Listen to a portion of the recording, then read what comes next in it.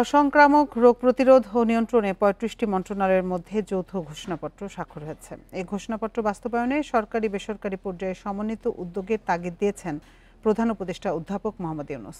সকালে রাজধানীর তেজগাঁওয়ে ৩৫টি মন্ত্রণালয়ের মধ্যে যৌথ ঘোষণাপত্র স্বাক্ষর অনুষ্ঠানে এ তাগিদ দেন তিনি। প্রধান উপদেষ্টা বলেন, অসংক্রামক রোগের চিকিৎসা ব্যবস্থায় উন্নতির পাশাপাশি জনসচেতনতা প্রতিরোধ ও নিয়ন্ত্রণে জোর দিতে হবে। জাতীয় উন্নয়ন ও অগ্রগতি নিশ্চিত করতে হলে দক্ষ ও কর্মক্ষম মানব সম্পদ দরকার বলে মন্তব্য করেন অধ্যাপক ইউনূস।